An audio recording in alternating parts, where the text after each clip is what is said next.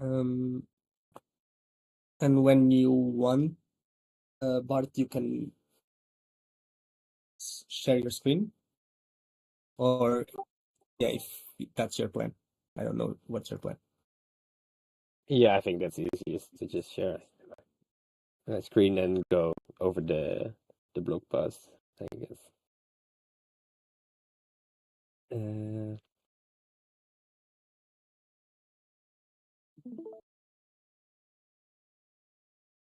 can you see my screen? Yep. Cool. Then I'll start. Go over the blog post. I only have one screen, so I won't be reading any chats in Discord. So feel free to just interrupt me with voice if you have any questions or anything is unclear. So the blog post that we're discussing is learning multi-level features with Matryoshka SAE. And we had this kind of funny situation where Noah and I were both working on Matryoshka SAEs independently without knowing it of each other. We even had like the same name. And we both published our blog posts within a week time of each other. And this is kind of interesting because we had like some small technical differences and also like a bit of a different focus in our blog post. And at the same time, our results mostly align, I would say. So they also are kind of an instantaneous replication of each other's work. So I think that's pretty nice. But what is it actually about? So Matryoshka SAEs. Uh, the too long didn't read is that it's a new variant of sparse autoencoders, and they learn features at multiple levels of abstraction by splitting the dictionary to groups of lanes of increasing size. So I'm going to assume that most people are somewhat familiar with SAEs, with sparse autoencoders. If that's not the case, someone should tell me. No, I Uh, think that's a safe assumption. okay, good. So compared to normal sparse autoencoders, Matryoshka SAEs, uh, they kind of have these nested sub SAEs within them, and the idea is that they learn like both high level general features or concepts, and then also more specific low level concepts, rather than kind of absorbing all the high level general features into low level features.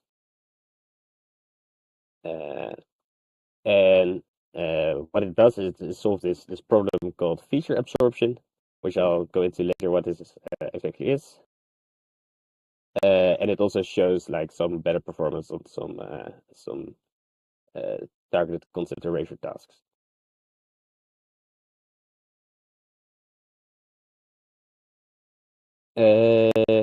Maybe I'll just skip the story because we'll go over the entire thing anyway, and then maybe we can go back to the summary in the end to kind of uh, yeah, reiterate what we've seen. So maybe first feature absorption and composition. So these are the actual problems that we're trying to solve.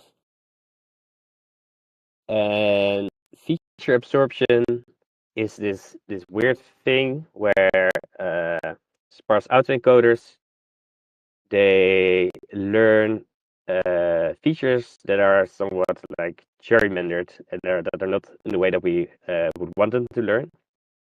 So to give an example, suppose we have two features, one that like activates on all tokens that start with an E, and one feature that activates on the token elephant. So what we see here in this diagram is the circles kind of represent when they activate, and the arrows kind of represent the latest output or like the the feature vector. And so what we would want to learn is kind of this case where if the token elephant is in the input, then both the elephant concept fires and the starts with E feature fires. And that then these two kind of get combined into the whole model activation. However, what we see with SAEs is that they do something else, namely that in the elephant vector, it already absorbs this information that it starts with an E, and then the starts with E feature doesn't fire anymore on the elephant when the elephant token is present.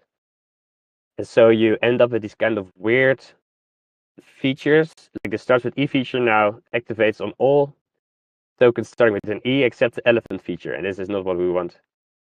And at the same time, the elephant feature now has like downstream effects that also are not related to elephants only. Like now, if you, for instance, steer with the elephant feature, all tokens that start with an E get boosted. That's not what we want.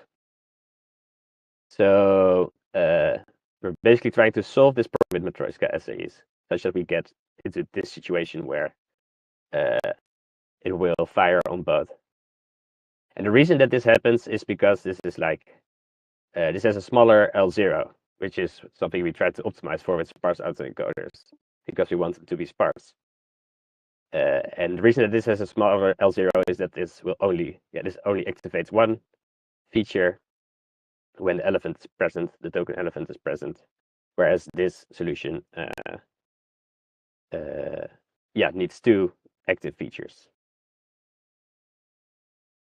And so this solution might not be optimal in terms of like the objective we're optimizing for sparse autoencoders. So we need a kind of regularization or something else to kind of enforce this solution to happen. And a related, somewhat similar problem, but also somewhat different, is a thing called feature composition.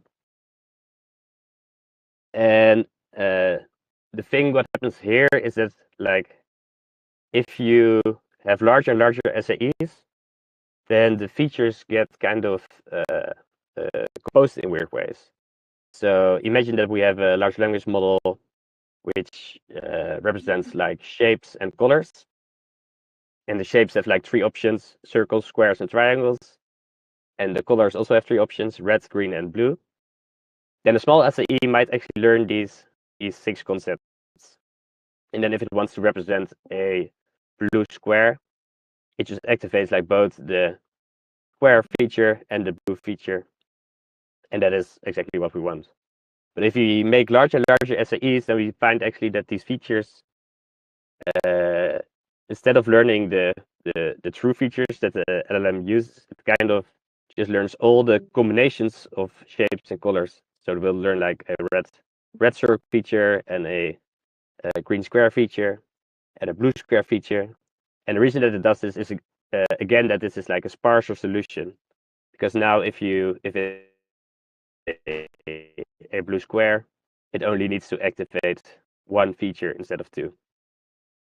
But again, this is not what we want, because now the large SAE actually doesn't have a feature for squares, and it doesn't have a feature for blue, even though those are like the true concepts that a language model might use. So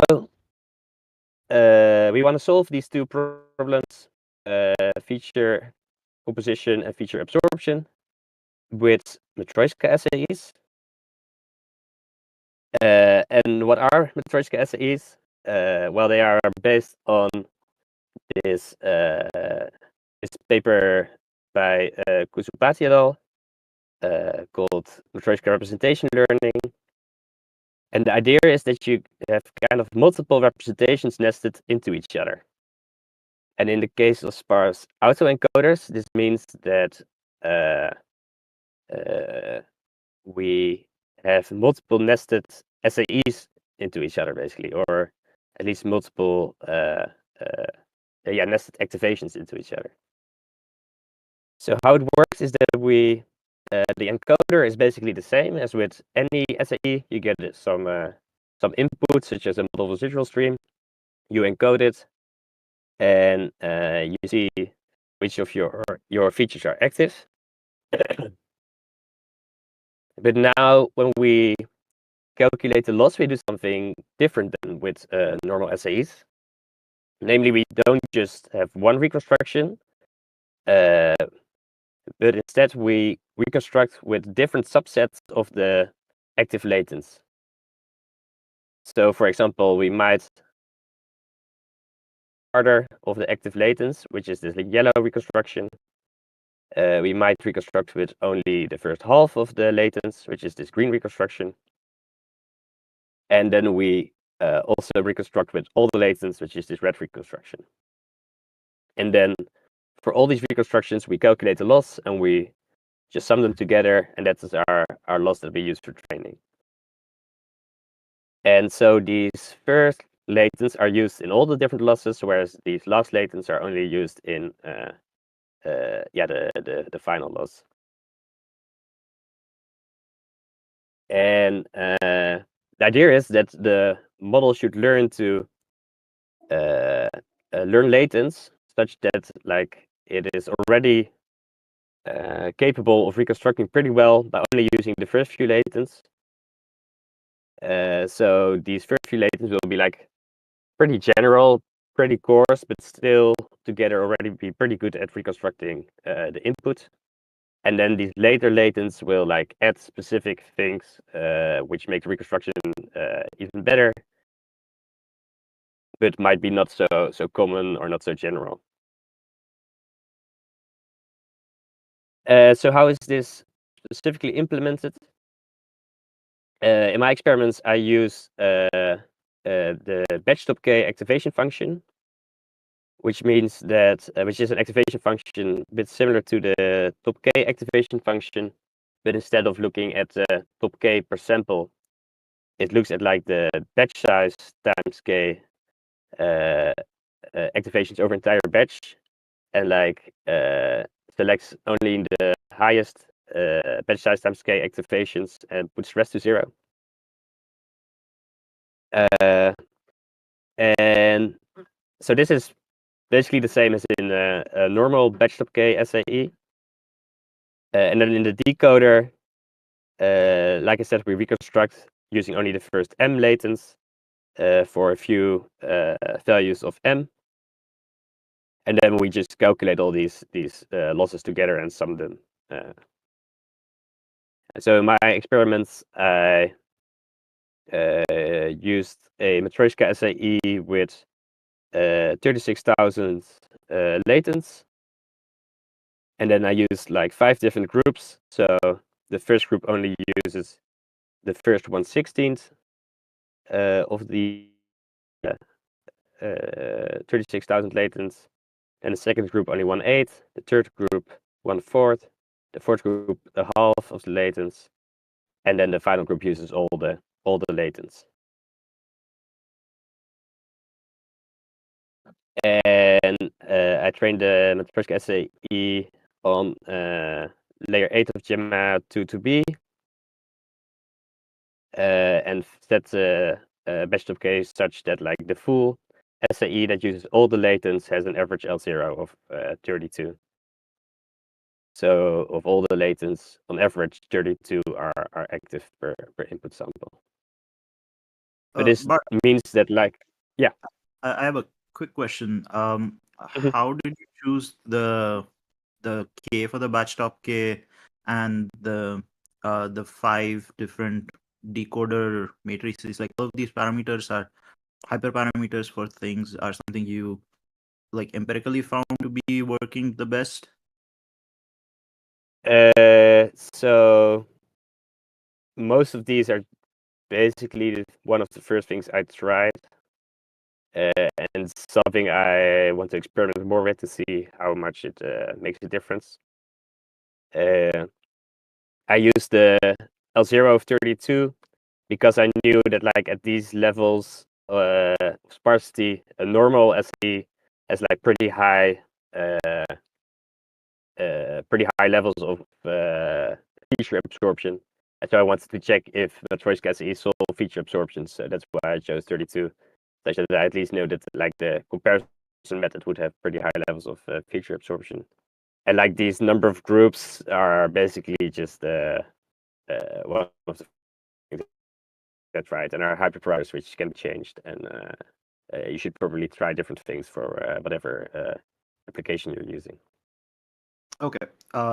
One final question. So if I'm thinking of this Mhm. like elephant firing at E example, then how many levels down can we actually go and still get meaningful features? Because at some point, because everything's a vector, so I can just keep decomposing one vector into another vector into another vector and like subsets of vectors. So I can do this process with many number of decoders. At point, do even stop, and do things even be interpretable at that level, at like the lowest level of the hierarchy? Yeah, so that's a good question. I do think that like so what we like from Anthropic where they or OpenAI also where they train like SAEs with millions of features. Most of these features still seem interpretable. But the question is like how many levels deep in a hierarchy can you go where it still makes sense, right? Yeah. I think that is an empirical question where I don't have an answer to yet. My intuition is that like and that's also I guess why I chose this, is that like something like 5 levels seems like pretty reasonable.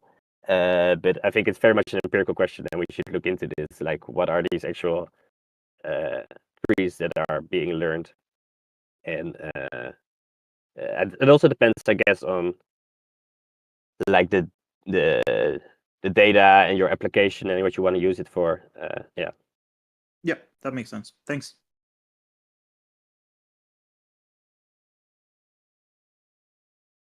I will skip this comparison with Noah's methods because I think it's fun to maybe first listen to Noah's presentation of his blog, and then we can go back and see yeah, what the differences are. So okay, so we trained only one Matryoshka SAE, but the cool thing is that like after training one of these, you can actually use the different sub SAEs as you basically have 5 different sub SAEs, so you only need to train one, but you have then 5 SAEs of different sizes. So you have one SAE with like only 2,000 latents and all the way up to like the full 36,000 latents. So I think this is a pretty cool method. For example, the Gemascope group who trained like many SEs on all the layers of Gemma. I think they used like 3 different sizes, but they had to train all of these from scratch. Whereas with the Matryoshka SAE, you basically get like the different groups for free. And you see that with like more latents, if it uses more latents, it can explain more of the variance, which is kind of what you would expect. And like the loss of the language model degrades less if you use more of the groups. What you also see here, which I think is pretty cool, is that like it naturally orders the latents by how often they occur. So the most occurring latents are all in the first 2,000, like this first group of 2,000 latents. So this is in log scale. So you can see that like the first 2,000 occur maybe 100 times more often than the last 2,000. So you see like this now natural ordering of the latents in terms of like generality and how often they occur. So what I did is for for basically all these sub SAEs, I also trained like a normal batch.k SAE to see how they compare. And that's what we see here. So the yellow ones are the normal batch.ks, and the green ones are the Matryoshka sub SAEs. And so we see that the batch.k like reconstructs quite a bit better, which makes sense because like this feature absorption, feature composition is quite a useful thing for reconstructing, and like it will have more active latents available to reconstruct the same thing. But what was quite surprising to us, and I think it's pretty cool, is that if you look at the actual loss degradation of the language model, if you plug in the reconstruction, you see that they, especially at a higher number of latents, they are somewhat similar, and at if you use all the latents, the Matryoshka SAE even seems to be a bit better. So I've like one interpretation is that this means that like the Matryoshka SAE units learns more meaningful features that like actually capture yeah the features that the model uses for the next token prediction. Even though like in terms of like mean squared error, the reconstruction is less accurate. Then looking at feature absorption, I think this is actually like maybe the main result of the post. So there was this from the feature absorption paper, they have this this task where they look at the first letter of tokens, basically what I explained with the elephant and it starts with E. So you look at like the starts with E feature, and then look at like how many specific token features absorb the starts with E feature into them. And you see that the batch.k, if you increase the dictionary size, it absorbs more and more of the starts with more and more of the starts with E feature gets absorbed into token specific features. Whereas for the Matryoshka SAE, it is very stable at the low level if you increase the dictionary size. And the same if you look at the number of split features. So this is like how many start with E features are there in the SAE. You see that it almost always just finds like one starts with E feature, whereas with the batch.k tends to split this into multiple features after a while.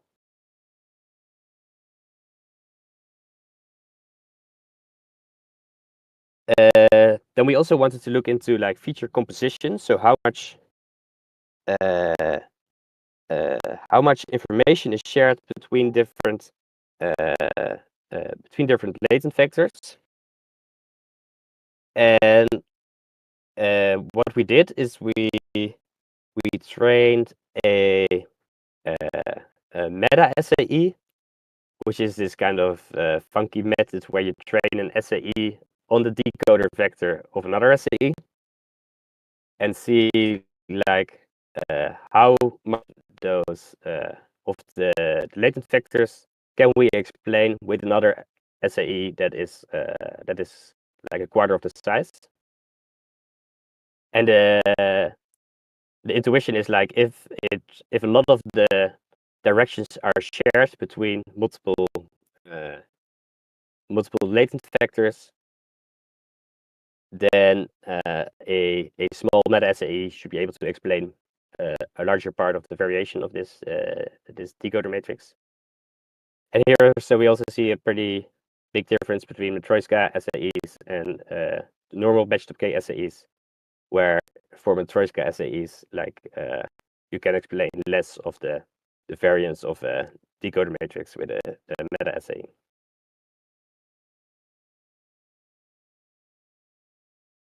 Then another eval we looked at is kind of probing related. tasks.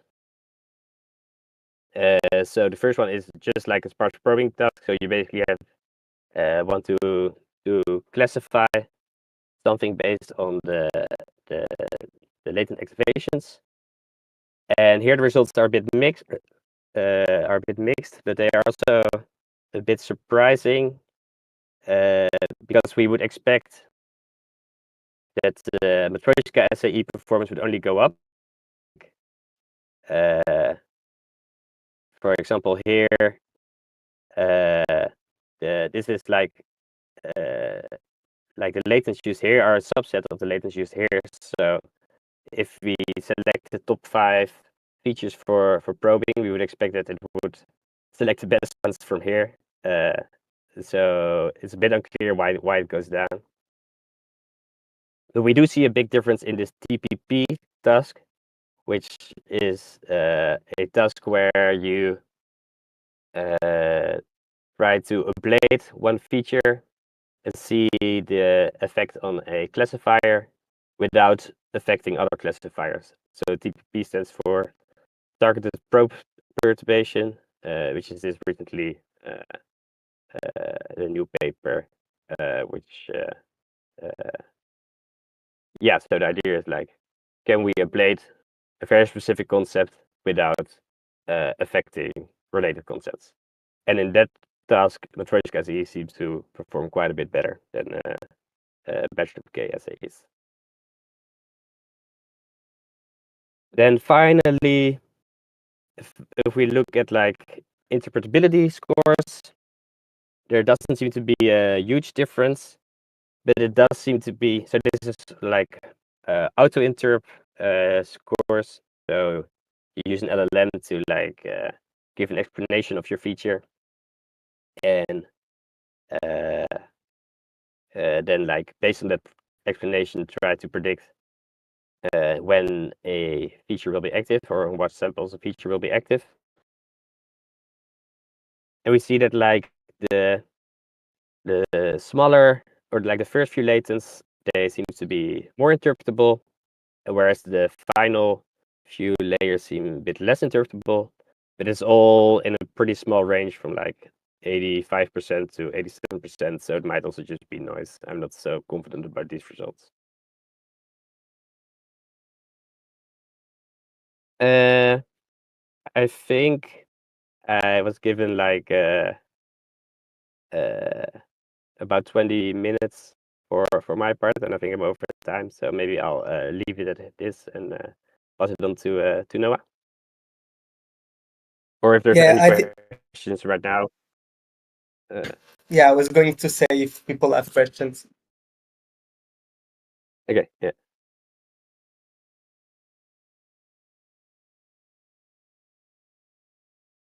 I do have questions, but I think I would like to have Noah speak first, if you don't mind. Sure, yeah. Then I'll stop sharing my screen.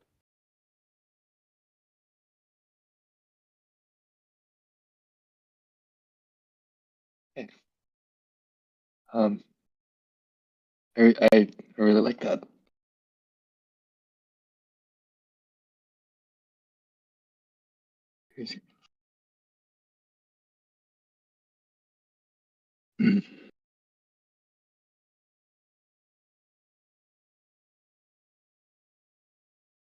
I need to quit and reopen Discord to last screen sharing. I'll be right back.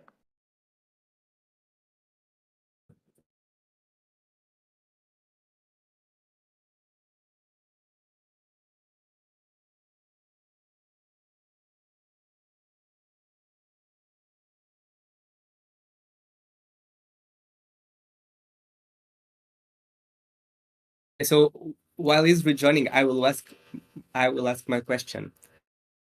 Actually, these last Autoencoders results, I would expect the opposite.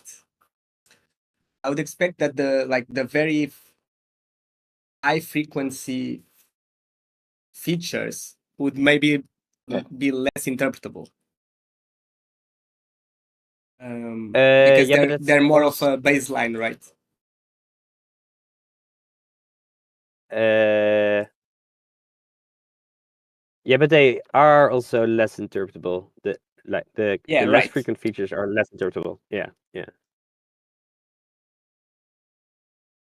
Okay, Noah. Yeah. Are you able to share it now, or? Yeah.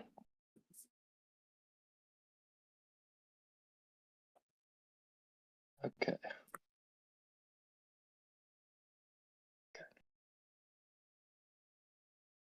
So, they're very similar. So, I think a lot of stuff was covered, but I'll just try to go through and see if I can find some things that are different. And then also, I really like looking at the trees and just kind of looking at the latent. So at some point, I might just like go into that. And I'm happy for other people to ask me if there's something they're particularly interested in. So, Matryoshka, say, Sorry. yeah. If you're asking, if you're already sharing the screen, we only see the Discord. Oh, okay. I'm trying to share the screen. Let's see. Change windows, maybe. Screens. High screens. Okay. Do you now not see the Discord? Yeah, now we see like planes, like your Okay. desk. Cool. Great. Yeah. Okay. So, I wrote this post. It's the same kind of thing. It's like the idea is to apply this Matryoshka representation learning paper to SAEs because in the hopes that it'll help with feature absorption, it seems to.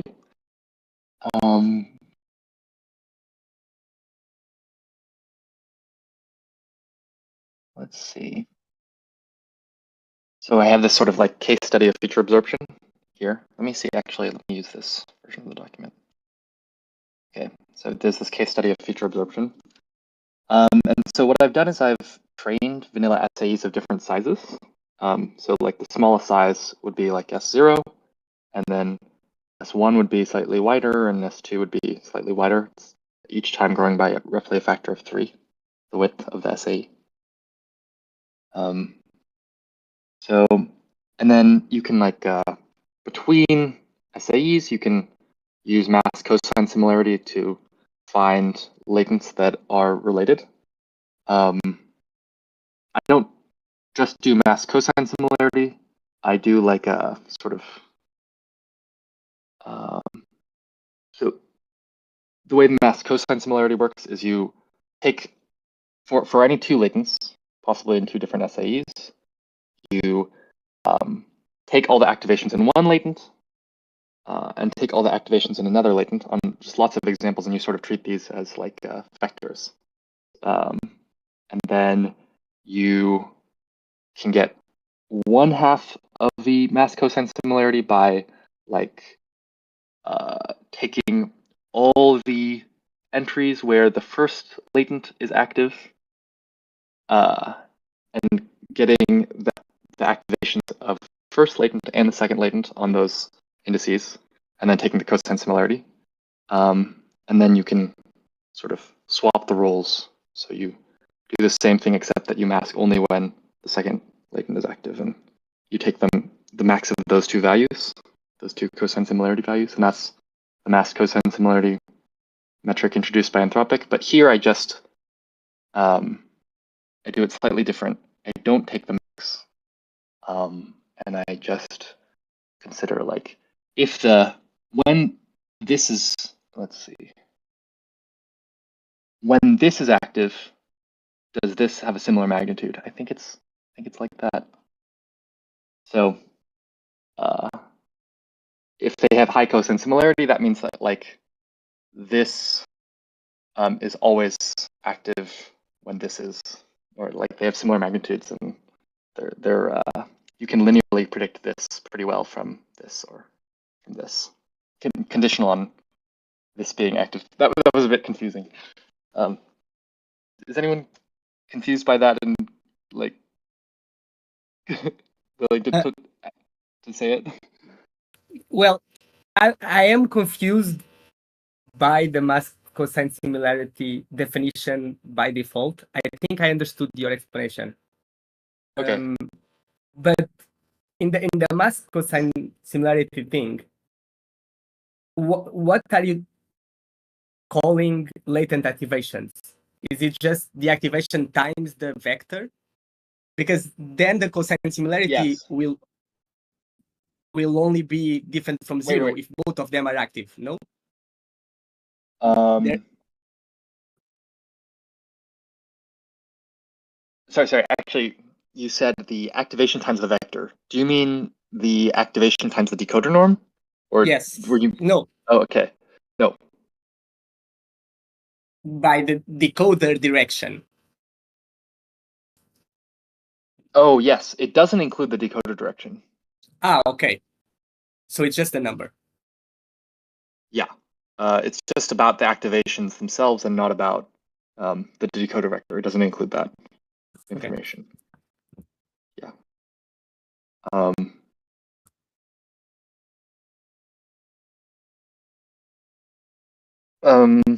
So I use this to sort of identify like sets of latents that co-fire a lot. So here's I start this as like the latent to compare to, and then I like look for other latents that tend to co-fire with it. This idea, or is that? And here I've like filtered for a subset that I think tell a story that I want to show. So the story is like at this size, S2, there's this latent S265, the 65th latent, in this vanilla SAE, and it seems to fire on sort of like female-related words. So it fires on girl and lily and doll. It's like, is that a female-related word? I don't know. And then like Sarah and Tina and all these names, her and she. And then if you make the SA larger and you keep the L0 fixed, then you get this lily latent, and you get this Sue latent. So it always fires on Sue. It always fires on lily. And then you get this latent, which looks really similar to S265, except that there are some exceptions. So notably, if I sort of take these documents, so currently this is the S265 activations. If I hover over this, I can see the S366 activations on the same documents. And you can see that like the female names and the female words that aren't names sort of stay there, but the lily is popping out. There's a hole there. If I resample again, here's Sue and Lily are both disappearing. Here it's Lily, and I guess the first token of Lucy. And so, like, I think this is a compelling example of feature absorption.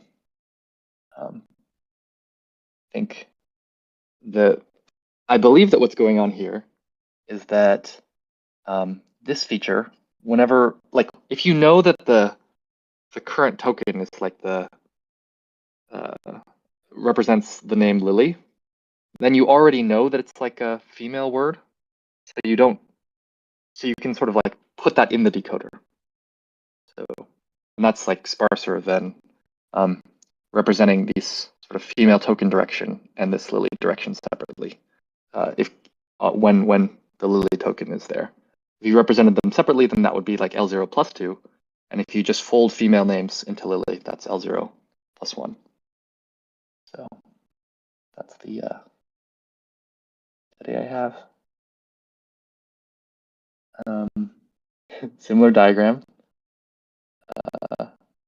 One difference here is that instead of doing blocks or prefixes that sort of like double in size that are fixed, I randomly sample prefixes per batch using a I think power law distribution or like a Pareto distribution, and it's unclear to me if this is better or worse. We might investigate this together.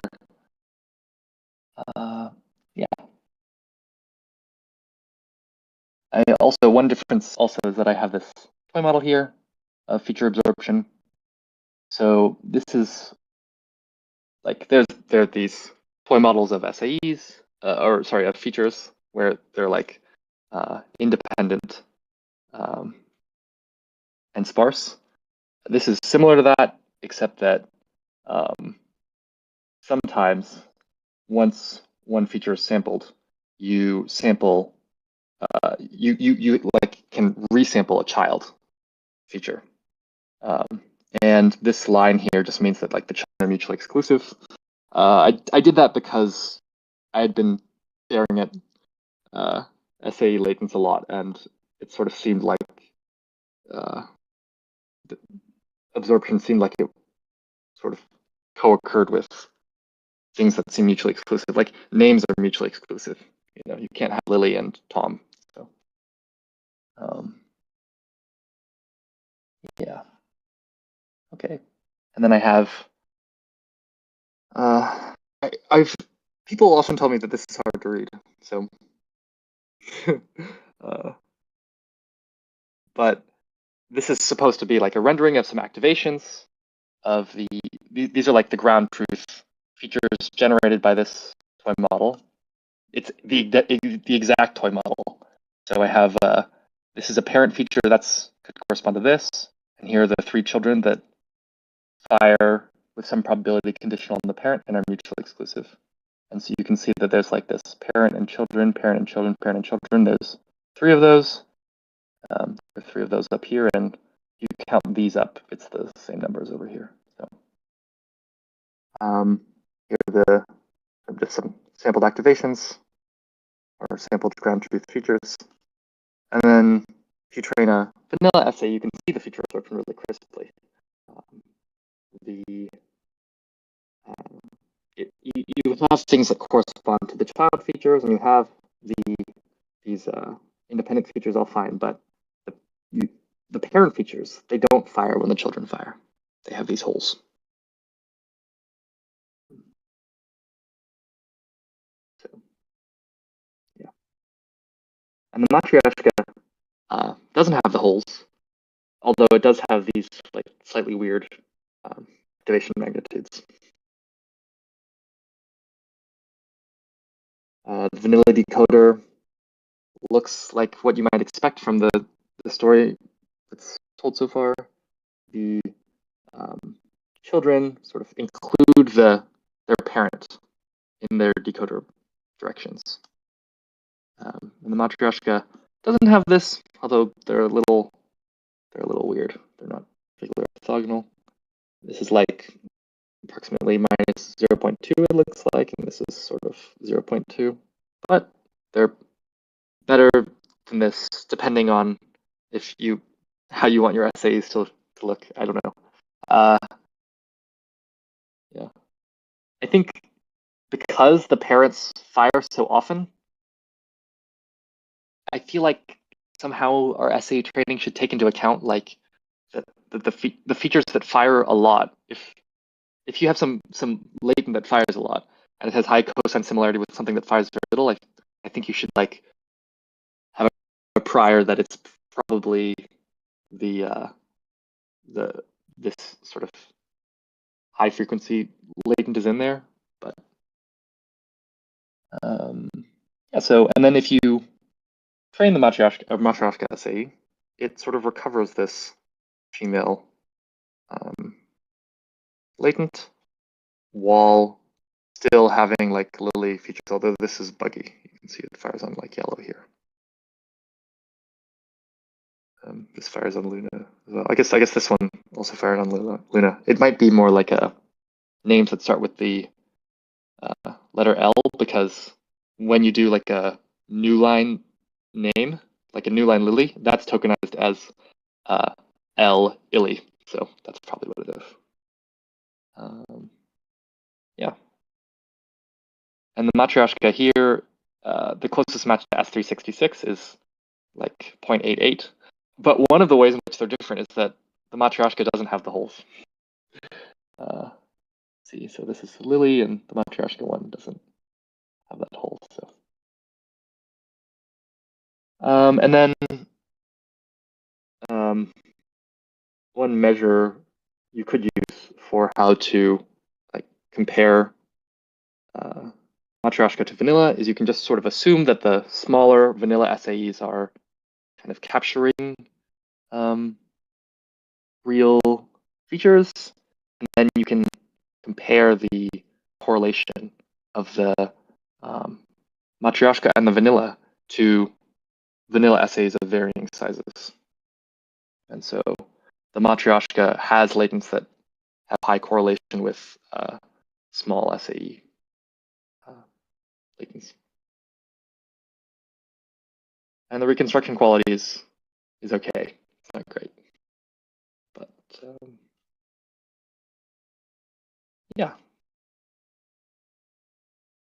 How are we on time? I guess it's 9:50. Oh, maybe good. And for questions. Yeah, if people ask questions,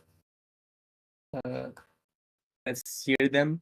I think I want to give space to people before I start bombarding you with questions, because otherwise. Can you talk a bit more about sampling of the prefixes? Like, why is it not fixed and why does this work? Yeah. It's. I think I wanted to sample the prefixes because I looked at the activations and I sort of saw this like discrete shift between the blocks, and I was like, oh, I don't like that. It shouldn't look like that. And so then I went for the random prefixes. Who knows if that was a reasonable choice? And I guess so. Why do you think the random prefixes wouldn't work as opposed to fixed blocks? Maybe because I've not understood the random part like completely. Like, do you choose it for every batch or I'm not. I think I didn't quite understand that. It's just chosen every batch, yeah. So it's not like they're fixed once. And then I use some sort of like fixed random prefixes. It changes every batch, and Yeah, I think I'm like I expected it to not work because of the previous. Bart's presentation where he had like the elephant vector and the starts with E vector, and I just in my head I thought the parent vector is it's part of the like the smallest SAE or whatever, and the star and the child whatever is the smaller one in the hierarchy, it's there in the last part of the latent, and adding the vectors corresponding to that should give the. So I like that. Yeah, maybe I should think about this a bit more. Yeah, thanks. oh no, it seems like good question. I guess for the random prefixes, you could imagine that like some of the time they will be. So say that the position of like starts with E is at 100, and the position of elephant is at 3,000 or 10,000. Then let's say 10,000. Then some like if you have some distribution over the prefixes, then sometimes a prefix will fall in between 300 and 10,000. So in those cases, starts on elephant tokens, there won't be the elephant latent available at 10,000. So it needs to use the starts with E. It doesn't want to have a hole in the starts with E because sometimes the prefixes will fall between 300 and 10,000 or whatever I said. Oh, I see. This makes a lot more sense now. Thanks. Yeah, I think you can also see it as like using the random prefixes is kind of like using fixed groups, like just a number of fixed groups which is equal to the number of latents. So basically every extra latent is a new group, including all the previous latents. But you just don't update all of them every backward pass, but instead you kind of randomly sample which of the groups you update, I guess. Would you Yeah. expect? Sorry. No, I'm done. Thanks. Would you expect that if you do the same plot that you did, Bart, where you just order the latents, well, you just plot the latents versus frequency. If you do this random sampling, you would just get the same kind of curve, but without the breaks, right? That the Yeah, zeroth yeah, I think latent so. will be, yeah. Yeah. Have you tried this, Noah? I don't remember.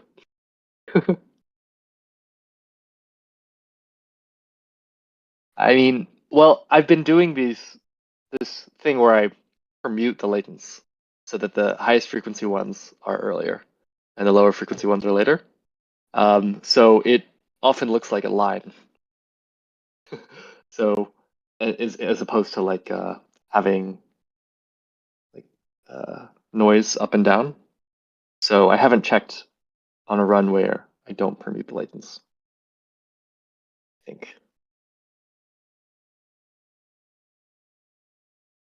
I think in your post you also mentioned, maybe just with a vibe check, that the first latents are a bit more interpretable than the last latents. Is that true? Are you asking me or Yeah, Bart? I remember Bart did this. you. Oh, Is it not on your post? yeah. I'm not sure. I think it's true. I think it's true. Yeah. Do any of you have an idea on why this should be? Because if the feature is not very frequent, I would expect that it's probably it has less noise, or it's a less like randomly firing feature, and so it should be more interpretable than if one that is firing like every 10 tokens or every 100 tokens. Sorry, you think rare ones should be more interpretable? Yeah, well, I think the plot that Bart showed, where you have that semi-frequent features are more interpretable than very frequent features, I think that's expected. But the tail off, where the very low frequency features are not interpretable, wasn't as expected to me.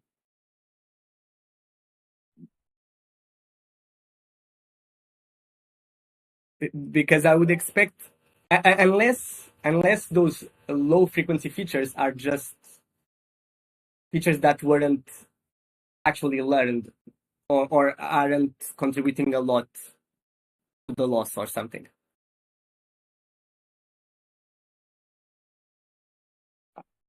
I've been imagining that for the higher frequency features, they it's like kind of a hard thing to fire a lot. Like your decoder vector has not that much information, and so if you fire a lot, you have to really pay your keep, and you have to be useful in a lot of contexts. And so I imagined that maybe the reason that the early year ones are more interpretable, maybe there are two reasons I'm thinking of. One is that you kind of have to pay your keep, And so if you're firing a lot, there must be a reason for it. There must be some pattern. And then another reason is just that if you fire more often, you're trained more, or yeah, you just get more gradient. So maybe this helps. Similar to your, like, has it even learned something? Thought.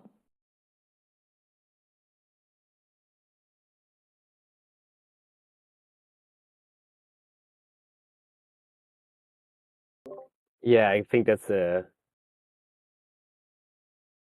pretty good explanation.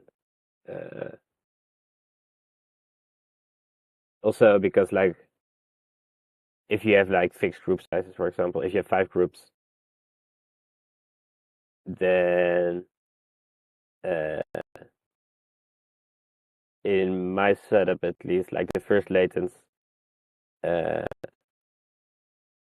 get like 5 times as many updates as the last group of latents, because they're included in like 5 different loss terms, whereas the update is like 5 times bigger, whereas the last few latents are only in one loss term, so maybe they're just trained less, and if you would train for longer, more tokens, they might be as interpretable.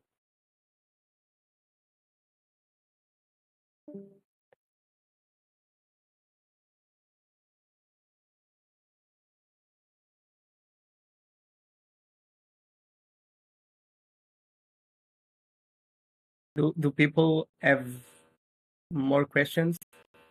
I don't want to keep you more than the 1 hour that I asked you. But if other people have questions, I think I would like them.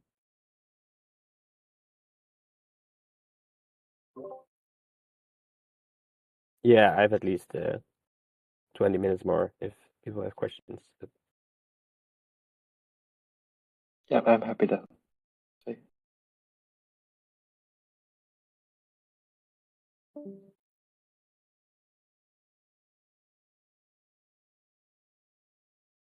If no one else has anything, I have a last one for both of you.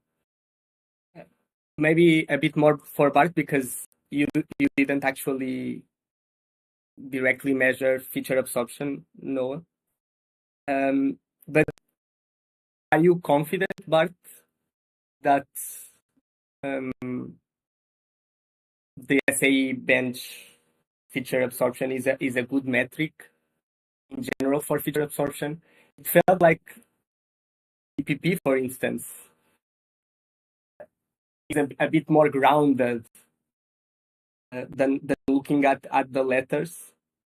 I don't know if you agree, or have any ideas about this as well, on ways to automatically look for feature absorption that is not based on a specific sect of dataset examples. Yeah, it's a good question. I think one way is actually the way that Noah did it with like toy models, I guess. So if you just generate like a whole bunch of toy models and then you look at the cosine similarities with ground truth, I guess that's one way to have a bit more of a grounded idea. And then also, like, I do think that the SAE bench thing with the first letter task, it is a bit of a, I mean, it's a small problem and like a very specific problem. But my intuition is that it is like indicative for the larger problem of feature absorption. And I would be surprised that if like a fairly general method like Matryoshka SAEs mostly eradicates this problem in the first letter task, that there would still be a lot of other kinds of feature absorption that don't get that you don't find with this method. But yeah, so I do think that the SAE bench method is actually pretty good for testing on feature absorption. Yeah. As long as you don't like specifically try to target first letter things with some kind of method. Yeah.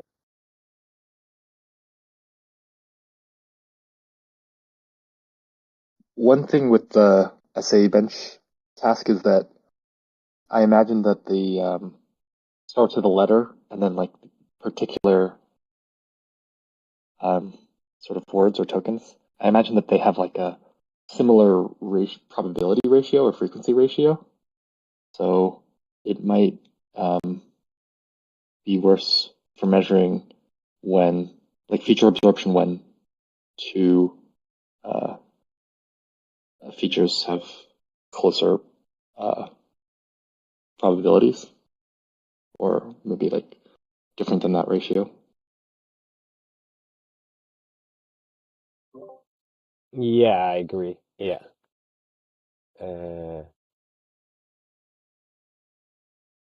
Yeah, for example, with like the fixed group size thing, it's pretty important that like the parent feature will be in a different group than the child feature.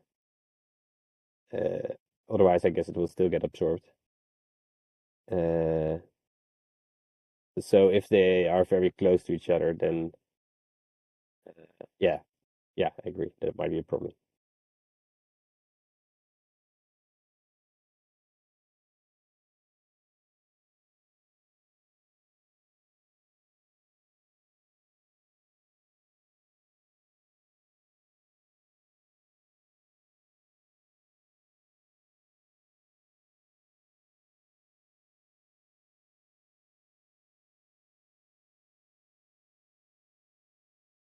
If there's nothing else, I would like to thank you both for coming and doing something that I've never tried doing, having two people present something that's so similar.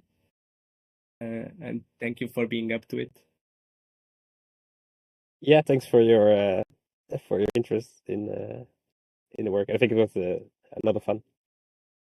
Yeah, thank you. Bye. Bye. Bye.